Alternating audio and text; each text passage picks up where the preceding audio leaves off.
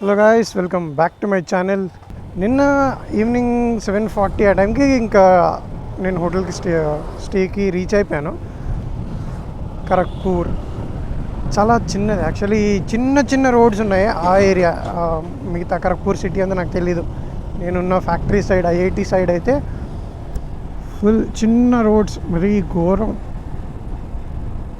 ఆ లొకాలిటీలో ఐఐటి ఉంటుందని చెప్పి నేనైతే ఇమాజిన్ చేయలే. అవుట్స్కట్స్లో ఉంటుందని విన్నాను, కానీ అవుట్స్కట్స్ లొకాలిటీ ఇలా ఉంటుంది అనుకోలే. ఎనీవేస్, కానీ గుడ్ థింగ్ ఏంటంటే నేను ఇక్కడ చూసింది లైక్ ఇప్పటివరకు ఇంత వెస్ట్ బెంగాల్ కవర్ చేసినప్పుడు సైకిల్స్ చాలామంది, లిటరల్లీ చాలామంది సైకిల్స్ వాడుతున్నారు. ఇంకా నైస్. కాలేజ్ వాళ్ళు కానీ, లైక్ కొంచెం ఎల్డర్ పీపుల్ కానీ, మెన్ విమెన్ అందరూ వాడుతున్నారు. ఇంకొకటి ఏంటంటే ప్రతి రోడ్డు ఇప్పుడు ఖాళీగా ఉంది ఒక రోడ్డు అనుకునేసరికి హైవే మీద అయినా సరే స్పీడ్ బ్రేకర్ పెడుతున్నారు వీళ్ళు. ఒక దిమ్మ ఉంటే చూడండి, ఇలా లేవకుండా. అండ్ మన ఆంధ్ర సైడ్ ఉంటే చూడండి, ఇలా ఒక కొండ వస్తుంది, అలా కూడా కాదు. అలాంటి ఒక ప్లాట్యూ లేచినట్టు ఇలా లేచి అలా ముందుకి అలా దిగుతుంది. అదేం స్పీడ్ బ్రేకర్ ఏంటో అర్థం కావట్లేదు. గట్టిగా వచ్చి కొట్టామనుకోండి పొరపాటున ఆలాయ్ బ్రేకే, రిమ్ బెండ్ ఆలాయ్ బ్రేక్ ఏదో ఒకటి అయిపోద్ది పక్క.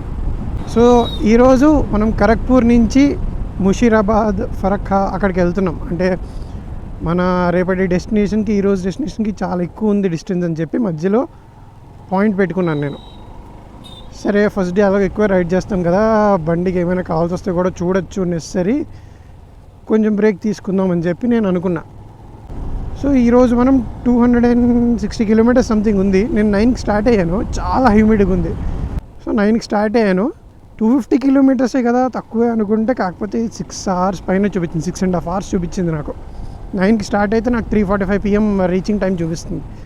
ఎందుకంటే I'm riding through like village roads and all. Highway ఇది హైవేనో కాదో కూడా నాకు అర్థం కావట్లేదు. కాదనుకుంటా హైవే ఇది. ఇక్కడున్నాయి హైవేస్. NH14 మీద నుంచి వెళ్తే 1 hour లేట్ చూపిస్తుంది, కానీ ఫాస్ట్గా వెళ్ళొచ్చో లేదో ఏం తెలియదు. అక్కడ కూడా స్పీడ్ బ్రేకర్స్ ఉన్నాయి. సో నాకేం అర్థం కావట్లేదు. సరే ఇంకా గూగుల్ మ్యాప్స్ని నమ్ముకునే వెళ్దాము. నిన్న ఎలాగో బొక్క పెట్టింది కదా మ్యాప్స్, నేను ఏదో పీకేస్తుంది అనుకుంటే బాగానే వెళ్ళింది. మిగతా అంతా ఆ ఒక్కచోటే ఎక్కడ కావాలో అక్కడే బొక్క పెడుతుంది గూగుల్ మ్యాప్స్. అదే దాని గొప్పతనం. రేపు కొంచెం లాంగ్ ఉంటుంది, 400 చేంజ్ కిలోమీటర్స్. కానీ రేపు లాస్ట్ 100 కిలోమీటర్స్ కొంచెం అడ్వెంచరస్గా ఉంటుంది. కూల్ క్లైమేట్ అలా ఉంటే ఈ పక్కన పొలాలతో హాయిగా వెళ్ళిపోవచ్చు ఎంత దూరమైనా, ఏం ఆలోచించకుండా. ఫాస్ట్గా కూడా వెళ్ళక్కర్లేదు నాకు. నేను కూడా ఫాస్ట్గా వెళ్ళట్లేదు, అవసరం లేదు నాకు. ఈ రైడ్ ఎన్ని డేస్ ఉంటుంది అని చెప్పి నాకైతే ప్లాన్ లేదు. నేనైతే ఓన్లీ డెస్టినేషన్స్ ఫిక్స్ అయ్యాను, అంటే మేజర్ ప్లేసెస్, దాని చుట్టుపక్కల ఏమున్నా వెళ్ళాలి. ఆ డెస్టినేషన్ నచ్చితే ఉండాలి అనిపిస్తే 2 days ఉండాలి, ఎక్స్పీరియన్స్ చేయాలి అని, అది గోల్. ఈ ట్రిప్ టైటిల్ చూసారు కదా, north east. You can expect ఎక్కడి వరకు వెళ్ళచ్చు మనం అని. లిమిటేషన్స్ ఉన్నాయి ఇందులో, కాకపోతే నేను చెప్తాను మీకు. కొన్ని పర్మిట్స్ కూడా తీసుకోవాల్సి వస్తుంది కదా. So let's see.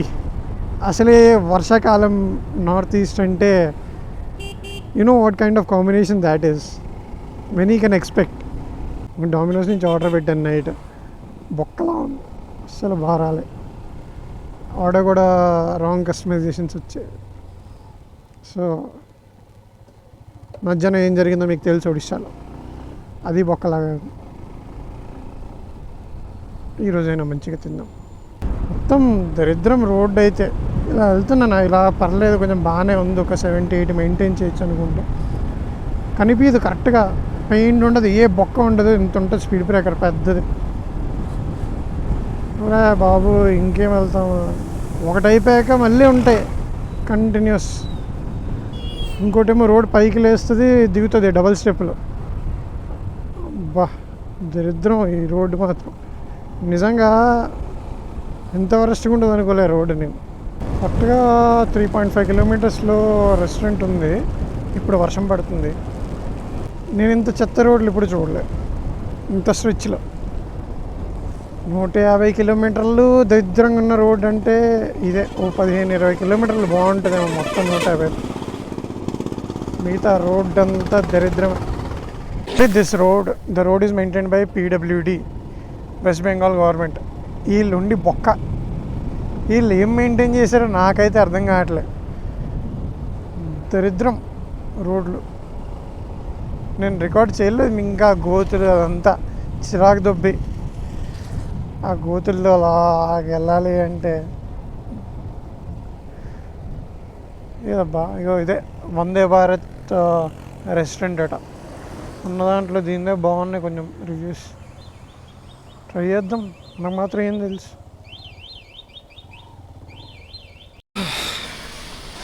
So guys, time 2:15 అవుతుంది. సో ఇప్పుడైంది, తిన్నాను. అంటే నాకు తెలియదు, మెనూ ఏమో బెంగాలీలో ఉంది.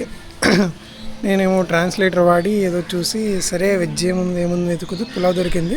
ఇంకేం ఆలోచించలే, బసంతి పులావ్ అని ఉంది, ఆర్డర్ చేశాను.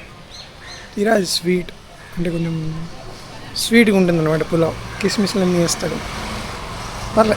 ఆ స్వీట్నెస్ ఒకటి తీస్తే తినచ్చు, బాగానే ఉంది. సో ఓకే, అయిపోయింది లంచ్. సో ఇంకా 90 కిలోమీటర్స్ దూరంలో ఉన్నాను నేను. పడుతుంది, బొక్కల రోడ్డు కదా, 2 గంటలు పడినా ఆశ్చర్యపోక్కర్లే. ఖాళీగా ఉన్న రోడ్డు అయితే కొట్టచ్చు అంతే. సో వర్షం మరి ఇంకేం పట్టలేదు. ఇందాక ఒక 5 నిమిషాలు కూడా పడలేదు, 2 నిమిషాలు పడి ఉంటుంది అంతే. So we'll continue. తొందరగా రూమ్కి వెళ్ళి చెక్-ఇన్ చేసి మిగతా వర్క్ చేసుకోవాలి నేను. బండి అయితే బాగానే ఉంది ప్రస్తుతానికి. ఈ రోజైతే బోర్డు చెత్త రోడ్లు నిజంగా. రిటర్న్ మాత్రం ఈ రోడ్లో రాకూడదు, ఇంకోటి ఏమైనా చూడాలి అంతే. Okay, let's go.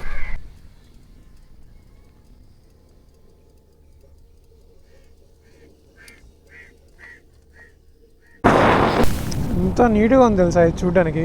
Green reflections, greenery మధ్యలో, అండ్ బ్లూ స్కై, చాలా బ్లూ ఉంది.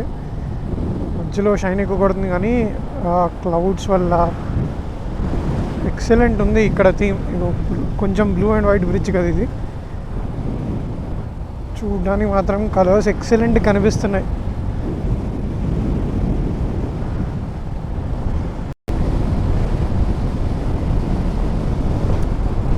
నేను చూసిన గ్రీనెస్ట్ ఫీల్డ్స్ ఇవే నాకు తెలిసి.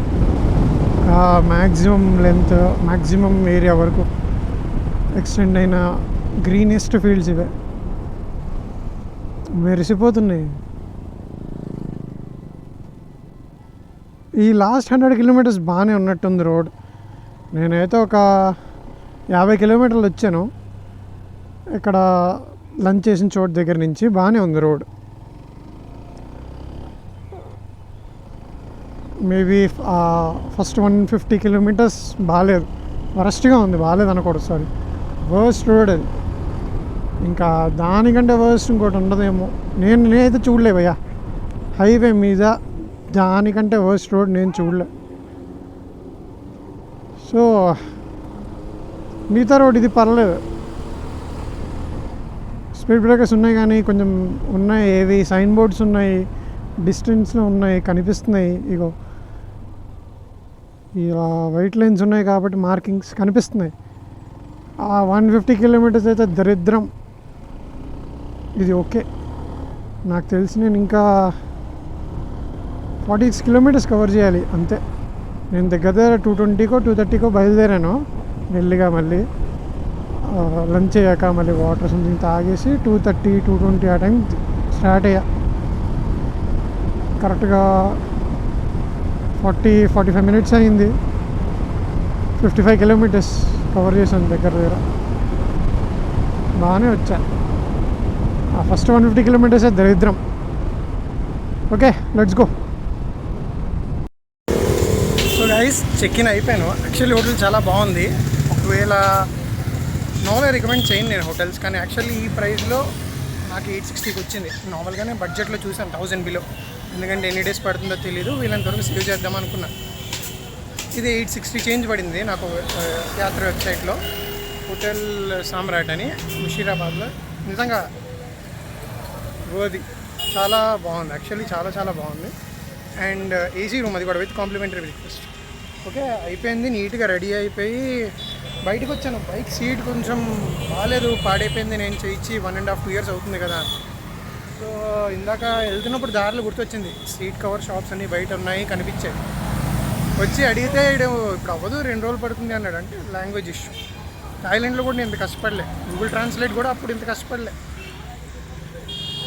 కష్టమైపోతుంది ఆ బెంగాలీ హిందీ మిక్స్తో. సగం హిందీ వాళ్ళకి అర్థం అవ్వట్లేదు, సగం హిందీ నాకు అర్థం అవ్వట్లేదు. బెంగాలీ నాకు రాదు, తెలుగు వాళ్ళకి రాదు, ఇంగ్లీష్లో వాళ్ళు మాట్లాడు. సో కష్టపడి అర్థం చేసుకునేసరికి అలా అర్థమైంది. క్వశ్చన్ ఒకటే వేయాలి, సీట్ కవర్ మార్చాలి.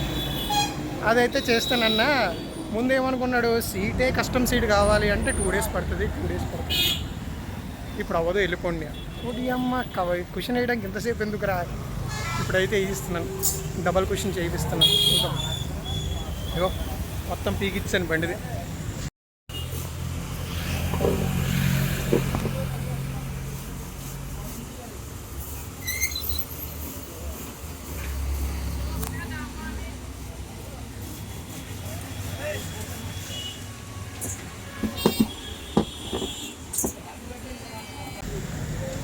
సింపుల్, కాస్ట్ కూడా కొంచెం తక్కువ, రిలేటివ్గా తక్కువ. ఎందుకంటే ఆల్రెడీ బేసిక్ క్వశ్చనింగ్ ఉంది, పైన మనం ఇచ్చి సీట్ కవర్ యాడ్ చేస్తున్నాం అంతే. సో బాగుంటుంది అనుకుంటున్నాను. సీట్ లేదు అంటే ఇంకా తర్వాత పరిస్థితి బట్టి, బండి అవసరం బట్టి జస్ట్ ఏదో చేయిస్తుంది సీట్ అంతే. ఓకే, రేపైతే డెస్టినేషన్ డార్జిలింగ్ డైరెక్ట్గా 370 చేంజ్ పడుతుంది. కొంచెం లాంగ్ ఉంటుంది రోడ్డు కూడా, లాస్ట్ 80-100 kilometers కొండే ఘాట్ భలే ఉంటుంది. ఓకే, సీట్ కవర్ చేయించుకుని నేను రూమ్కి వెళ్ళిపోయి, రెస్టారెంట్ ఉంది హోటల్లోనే, హ్యాపీగా తినేసి పడుకుంటా. రూమ్ మాత్రం నిజంగా రికమెండ్ చేయను జనరల్గా నేను, కానీ ఎక్సలెంట్, బాగుంది. ప్రమోషన్ అయితే కాదు, చాలా బాగుంది. ఓకే గైస్, పని చేయించుకుని ఇంకా నేను వెళ్ళిపోతాను. బాయ్.